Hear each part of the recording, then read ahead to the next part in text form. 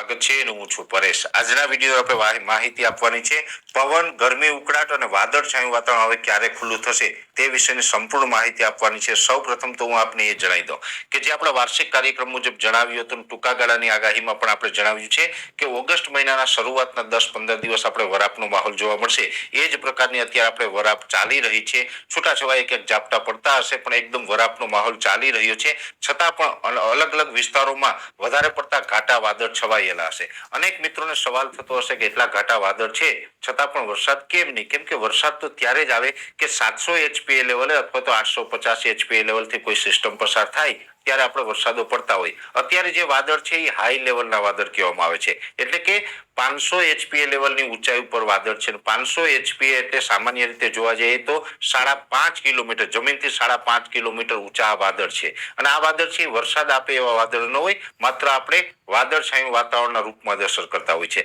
હવે અત્યારે જે આ વાદળછાયું વાતાવરણ છે એમાં પણ હવે ધીમે ધીમે આ વાદળો હટવાનું ચાલુ થશે, વાતાવરણ છે આપણું ચોખ્ખું થશે। એટલે કે આવતીકાલે 3 તારીખથી ધીમે ધીમે વાદળો હટશે એટલે 3 તારીખથી આ પ્રોસેસ ચાલુ થશે। લગભગ મારું માનવું છે ત્યાં સુધી 6 અથવા તો 7 તારીખ સુધીમાં સંપૂર્ણ વાદળ હટી જશે ને આપણું વાતાવરણ છે એકદમ ચોખ્ખું થઈ જશે। એટલે 3 થી લઈને 6-7 તારીખ સુધીમાં જે વાદળ હટશે ત્યાં સુધીમાં ક્યારેક આપણે વાદળ હશે, ક્યારેક તડકો નીકળશે, એટલે કે આપણે મિક્સ વાતાવરણ છે ત્યાં સુધી આ જોવા મળશે। પણ ધીમે ધીમે આ મિક્સ વાતાવરણ થતા પણ 6-7 તારીખ સુધીમાં વાતાવરણ એકદમ ચોખ્ખું થઈ જશે ને સંપૂર્ણ વાદળ છે એ હટી જશે, જેની દરેક મિત્રોએ નોંધ લેવાની છે। પછી ભલે હમણાં વરસાદની કોઈ શક્યતાઓ નથી, વાતાવરણ ચોખ્ખું થશે એ પછી જ્યારે વરસાદ આવવાનો હશે ત્યારે આપણે એની પણ માહિતી આપી દેશું। પણ ખાસ કરીને અત્યારે મેઇન મુદ્દો છે પવન અને ગરમી ઉકળાટ। સ્વાભાવિક રીતે જોવા જઈએ તો અત્યારે જે સૂકા પવનો છે સાથે અરબ સાગરમાંથી અમુક સમય આપણે ભેજવાળા પવનો પણ આવી રહ્યા છે, જેને કારણે હવે હ્યુમિડિટી છે એમાં ધીમે ધીમે વધારો થઈ રહ્યો છે। હ્યુમિડિટીમાં વધારો થઈ રહ્યો છે જેને કારણે આપણે સવાર, સાંજ અને બપોરના સમયે આપણે ગરમી, ઉકળાટ અને બફારાનો અહેસાસ થતો હશે। આમ જોવા જઈએ તો જુલાઈ મહિનાના છેલ્લા અઠવાડિયાની અંદર વાતાવરણ છે એમાં ઠંડક પ્રસરી હતી, ત્યારે એવું લાગતું હતું કે હવે તો ખૂબ ઠંડુ વાતાવરણ થતું જશે।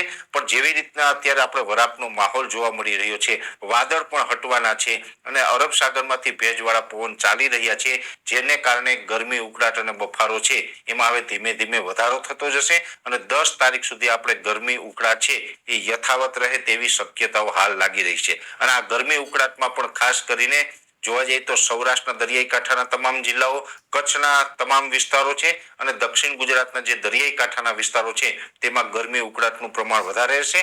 બીજા વિસ્તારોની અંદર ગરમી ઉકળાટ રહેશે પણ સામાન્યથી મધ્યમ ગરમી ઉકળાટ જોવા મળે તેવું એક અનુમાન છે। અને અત્યારે જે પવનની વાત કરવા જઈએ તો પવનની ઝડપ આમ તો જે જુલાઈ મહિનાનું છેલ્લું અઠવાડિયું હતું તેમાં પવનની ઝડપમાં વધારો થયો હતો, ત્યારે પણ આપણે માહિતી આપી હતી કે એવરેજ પવનની ઝડપ છે 20 થી લઈને 25 કિલોમીટર પ્રતિ કલાકની ઝડપ થઈ ચૂકી હતી અને ગસ્ટિંગ છે 30 થી 35 ના હતા।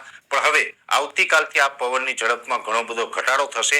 આવતીકાલથી પવનની ઝડપમાં ઘટાડો થશે એટલે ઓગસ્ટ મહિનાના પ્રથમ અઠવાડિયામાં જે નોર્મલ પવન હોય એટલે કે 15 થી 20 કિલોમીટર પ્રતિ કલાકની ઝડપ પવનની થઈ જવાની છે અને જે ગસ્ટિંગ છે એટલે ગમે ત્યારે ઝટકાના પવનો જે વધારે સ્પીડથી આવતા હતા એ ઝટકાના પવનો પણ બંધ થશે।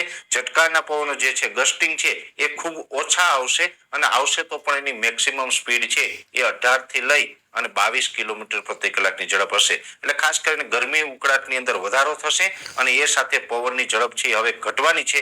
10 તારીખ સુધી આપણે આ પવનની સ્પીડ ઘટેલી રહેશે અને 10 તારીખ સુધી ગરમી ઉકળાટ છે યથાવત રહેશે અને ખાસ કરીને વાદળછાયું વાતાવરણ છે એમાંથી હવે આપણે ધીમે ધીમે મુક્તિ મળશે અને એક વખત વાદળછાયું વાતાવરણમાંથી મુક્તિ મળે અને તડકો નીકળશે તો જ આપણો જે ખરીફ પાક છે, ચોમાસું પાક છે એની તંદુરસ્તી વધે, એનો વિકાસ થાય અને એમાં રોગ જીવાતનું પ્રમાણ પણ ઘટી શકે। એટલે હવે જે વાતાવરણ થઈ રહ્યું છે એમાં ભલે વરસાદ નથી પણ બીજા અન્ય પરિબળો છે એ આપણે ચોમાસું પાક માટે સારા ગણી શકાય। એટલે ખાસ કરીને વાદળછાયું વાતાવરણ, પવન અને ગરમી ઉકળાટ વિશેની જે અગત્યની માહિતી હતી આપવાનો પ્રયત્ન કર્યો છે। વિશેષ માહિતી છે નેક્સ્ટ વિડીયોમાં આપવામાં આવશે। અત્યારે આ વિડીયોની અંદર એટલું જ। અંતમાં દરેક મિત્રોને વિનંતી રહેશે વિડીયોને લાઈક આપીને દરેક ગ્રુપમાં શેર કરવો, ચેનલને સબસ્ક્રાઇબ કરી લેવી અને જો તમે અમને ફેસબુક પેજ ઉપર જોઈ રહ્યા હોય તો અમારા ફેસબુક પેજને પણ ફોલો કરજો। રજા આપશો? નમસ્કાર।